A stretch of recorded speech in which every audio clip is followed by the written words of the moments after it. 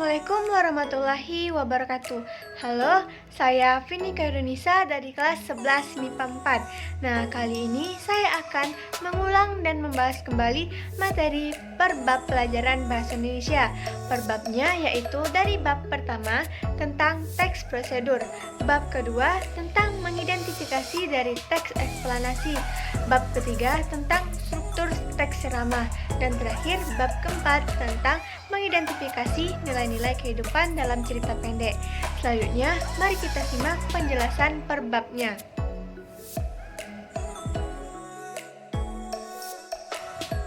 Bab pertama tentang teks prosedur. Menginstruksikan informasi dalam teks prosedur. A.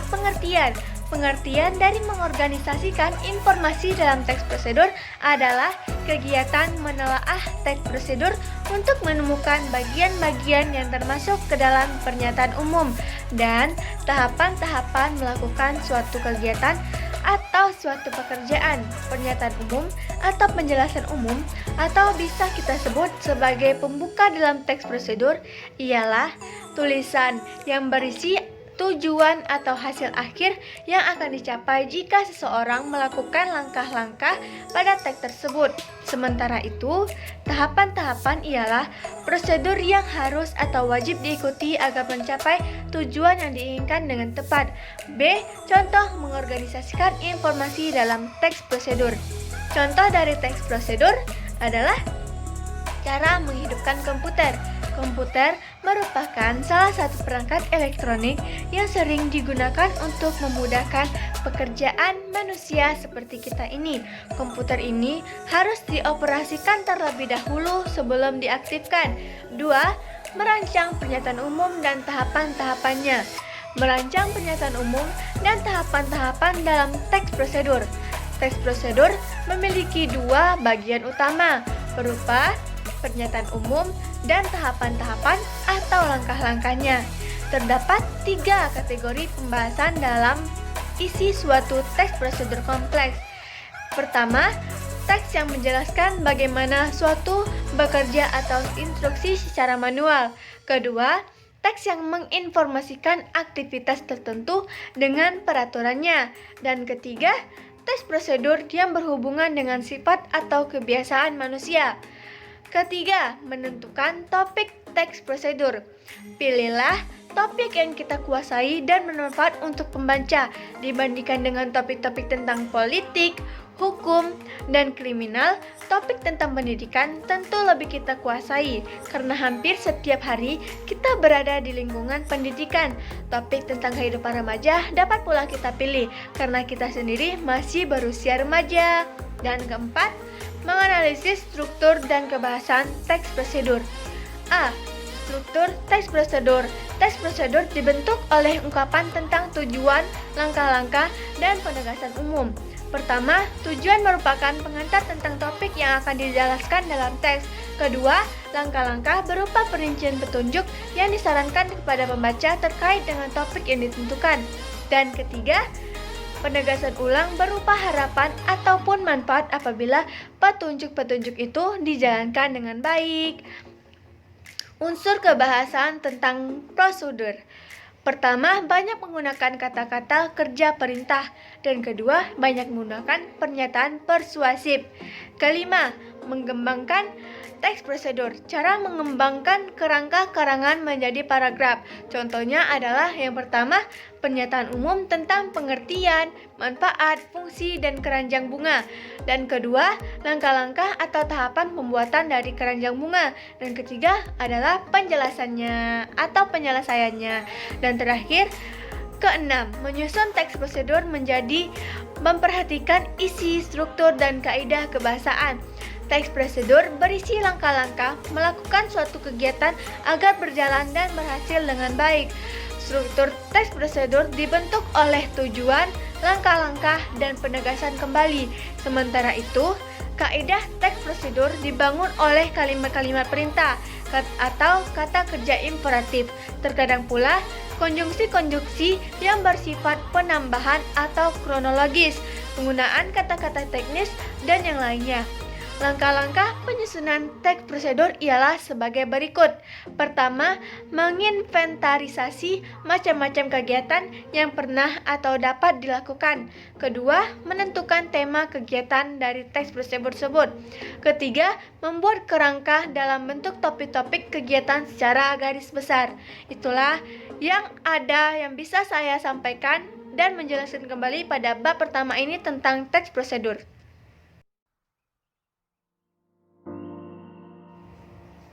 Bab kedua tentang mengidentifikasikan informasi dalam teks eksplanasi. Pertama, kita mempelajari pengertian dari teks eksplanasi. Teks eksplanasi yaitu teks yang berisi penjelasan tentang proses terjadinya peristiwa atau fenomena alam, sosial, budaya, atau yang lainnya. Kedua, ciri teks eksplanasi. Ciri teks eksplanasi yang A. Teks terdiri atas pernyataan umum atau gambaran awal tentang apa yang disampaikannya. Yang B. Memuat informasi berdasarkan fakta atau faktual dan menjelaskan sebab akibat suatu peristiwa. Dan C. Hal yang dibahas yaitu suatu fenomena yang bersifat keilmuan, misalnya yang berhubungan dengan ilmu pengetahuan atau sains. D. Teks bersifat informatif dan tidak berusaha untuk mempengaruhi pembaca agar percaya apa hal yang dibahasnya. Ketiga, mengidentifikasikan informasi penting dalam teks eksplanasi. Dalam suatu teks terdapat gagasan atau ide yang dapat dikembangkan menjadi beberapa kalimat. Gagasan tersebut merupakan gagasan utama atau disebut juga dengan ide pokok. Gagasan utama atau ide pokok terletak di dalam kalimat utama. Kalimat utama biasanya muncul pada awal, tengah, atau bisa di akhir paragraf. Cara mengidentifikasikan informasi penting dalam teks eksplanasi yaitu: pertama, membaca teks dengan sesama. Kedua, membaca makna setiap kalimat yang ada pada teks. Ketiga, menentukan kalimat utama pada setiap paragraf. Keempat, menemukan gagasan utama atau ide pokok. Kelima, menandai kata-kata kunci. Dan terakhir, merumuskan inti kalimat utama tersebut. Struktur teks eksplanasi. Teks eksplanasi memiliki unsur dan baku, sebagaimana halnya jenis teks yang lainnya. Sesuai dengan karakteristik umum dari isinya, teks eksplanasi dibentuk oleh bagian-bagian berikut. A. Identifikasi fenomena atau phenomenon identification. Mengidentifikasi suatu yang akan diterangkan. Hal itu bisa terkait dengan fenomena alam, sosial, budaya, dan bagian ini disebut juga dengan pernyataan umum. B. Penggambaran rangkaian kejadian atau explanation sequence. Memerinci proses kejadian yang relatif dengan fenomena yang diterangkan sebagai pernyataan atau pertanyaan atas bagaimana atau mengapa. C. Ulasan atau review, berupa komentar atau peninggalan atau penilaian tentang konsekuensi atas kejadian yang dipaparkan sebelumnya. Bagian ini disebut juga dengan interpretasi. Dan menelaah ciri kebahasaan teks eksplanasi. Kaidah kebahasaan teks eksplanasi antara lain sebagai berikut. Pertama, banyak menggunakan kata yang bermakna denotatif. Kedua, banyak menggunakan konjungsi atau kausalitas atau kronologis. Dan ketiga, banyak menggunakan keterangan waktu pada kalimat-kalimatnya. Menulis teks eksplanasi berdasarkan struktur dan kebahasannya. Yang kita harus ketahui pertama adalah hubungan kronologisnya. Kedua, hubungan sebab akibat. Ketiga, menyusun kerangka teks, yakni dengan menomori topik-topik itu sesuai dengan struktur baku dari teks eksplanasi. Yang paragraf-paragrafnya dapat disusun secara kausalitas atau kronologis. Itulah yang dapat saya sampaikan pada bab kedua ini tentang teks eksplanasi.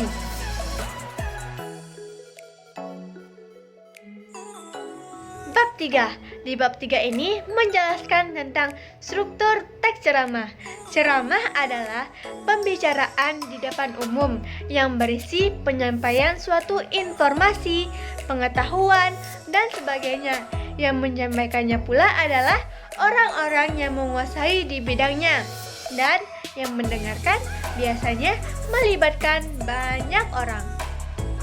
Medianya pula bisa langsung ataupun melalui sarana seperti komunikasi, yaitu seperti televisi, radio, dan media-media lainnya.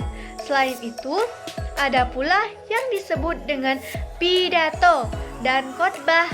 Pidato itu tersendiri adalah pembicaraan di depan umum yang cenderung bersifat persuasif, yakni berisi ajakan ataupun dorongan pada khalayak-khalayak untuk berbuat sesuatu yang baik.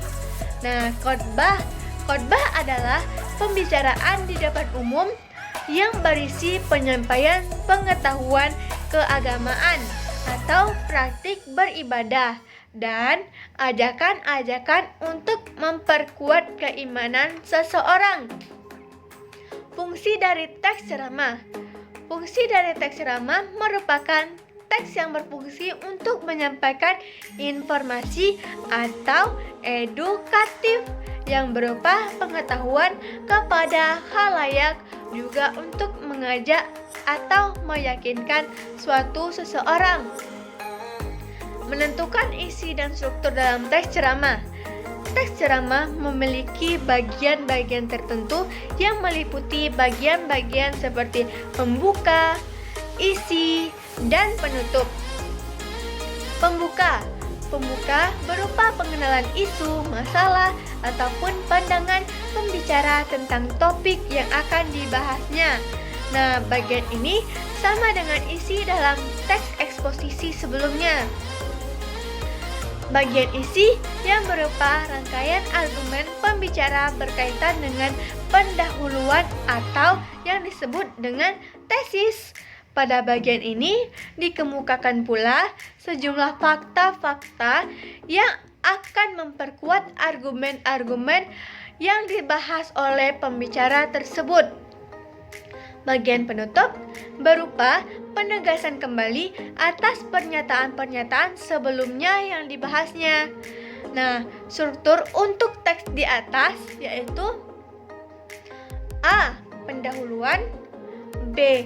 Isi, dan C. Penutup. Menganalisis kaidah kebahasaan dalam teks ceramah.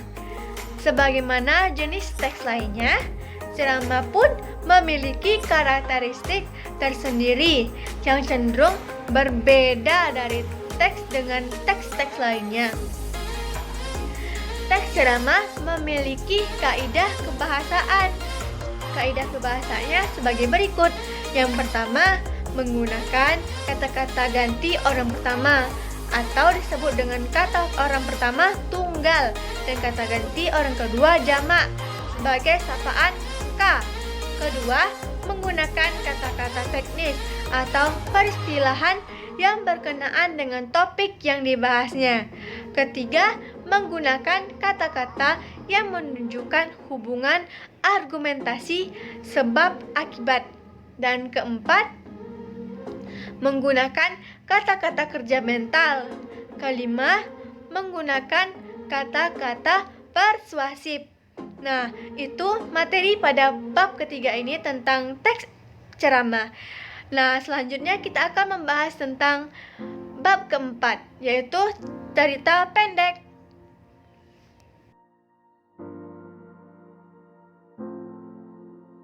Nah, akhirnya kita berada di penghujung bab. Penghujung bab yaitu bab 4, membahas tentang mengidentifikasikan nilai-nilai kehidupan dalam cerita pendek. Pengertian dari cerpen. Cerita pendek atau disebut dengan cerpen adalah cerita yang menurut wujud fisiknya berbentuk pendek. Ukuran panjang pendeknya suatu cerita memang relatif. Namun, pada umumnya cerpen merupakan cerita yang habis dibaca sekitar 10 menit atau setengah jam. Jumlah katanya pun sekitar 500 hingga 5000 kata. Oleh karena itu, Cerpen sering diungkapkan dengan cerita yang dapat dibaca sekali duduk. Cerita pendek juga umumnya bertema sederhana, jumlah tokohnya pun terbatas. Jalan ceritanya pun sederhana dan latarnya pun meliputi ruangan lingkup yang terbatas. Fungsi dari cerita pendek tidak lepas dari nilai-nilai agama, budaya, sosial, ataupun nilai moral. Fungsinya pertama, menulis cerpen akan membantu menemukan siapa diri kita. Kedua, menulis cerpen akan membantu menemukan rasa percaya diri. Ketiga, dapat mengenal pendapat diri sendiri yang ada di dalam tulisan. Menganalisis unsur-unsur pembangun dalam cerita pendek. A. Menentukan unsur-unsur pembangun cerita pendek. Seperti halnya jenis teks lainnya, cerita pendek pun dibentuk oleh sejumlah unsur. Adapun unsur-unsur yang berada langsung di dalam isi teksnya dinamakan dengan unsur intrinsik yang meliputi tema, amanat, alur, penokohan, dan latar. A. Tema. Tema adalah penegasan yang menjalin struktur isi teks. Tema suatu cerita menyangkut segala persoalan, baik itu berupa masalah kemanusiaan, kekuasaan, kasih sayang, kecemburuan, dan sebagainya. B. Amanat. Amanat merupakan ajaran atau pesan yang hendak disampaikan pengarang. Amanat dapat dalam cerita pun umumnya bersifat tersirat. C. Penokohan. Penokohan merupakan cara pengarang menggambarkan dan mengembangkan karakter tokoh-tokoh dalam cerita tersebut. Cerpen juga memiliki ciri-ciri kebahasaan seperti berikut. Yang pertama, banyak menggunakan kalimat bermakna lampau yang ditandai oleh fungsi-fungsi keterangan yang bermakna kelampauan, seperti ketika itu, beberapa tahun yang lalu, dan telah terjadi. Kedua, banyak menggunakan kata yang menyatakan urutan waktu atau konjungsi kronologis. Contoh, sejak saat itu, setelah itu, mula-mula, dan kemudian. Ketiga, banyak menggunakan kata kerja yang menggambarkan sesuatu peristiwa yang terjadi seperti menyuruh, membersihkan, menawari, melompat, menghindar. Dan keempat, banyak menggunakan kata kerja yang menunjukkan kalimat tak langsung sebagai cara menceritakan tuturan seseorang tokoh oleh pengarang. Contoh, mengatakan bahwa menceritakan tentang, mengungkapkan, menanyakan, menyatakan, menuturkan. Kelima, banyak menggunakan kata kerja yang menyatakan sesuatu yang dipikirkan atau dirasakan oleh tokoh. Contoh, merasakan, menginginkan, mengharapkan, mendambakan, dan mengalami. Keenam, menggunakan banyak dialog. Hal ini ditunjukkan oleh tanda petik ganda seperti buka kurung, tanda petik titik-titik tutup kurung, dan kata kerja yang menunjukkan tuturan langsung. Contoh, Alam berkata, jangan diam saja, segera temui orang itu. Di mana keberadaan temanmu sekarang? Tanya Ani pada temannya. Tidak, sekali saya bilang tidak, teriak Lani. Dan 7, menggunakan kata-kata sifat atau deskriptif leanggu untuk menggambarkan tokoh, tempat, atau suasana. Nah, itulah bab keempat tentang materi cerpen. Kita tadi sudah mengulangi perbab bahasa Indonesia. Itulah perbab pada materi semester 1 kelas 11 ini, yaitu kita ulangi lagi bab 1 tentang teks prosedur, bab 2 mengidentifikasi informasi dalam teks eksplanasi, bab 3 teks ceramah, dan bab 4 mengidentifikasi nilai-nilai kehidupan dalam teks cerita pendek. Jangan bosan ya dalam mempelajari semua materi di sekolah, karena kita sebagai anak bangsa Indonesia haruslah kuat dan tangguh dalam situasi apapun. Nah, karena itulah kita harus menjadi yang terbaik di seluruh Nusantara. Mohon maaf jika ada kekurangan dan salah bicara.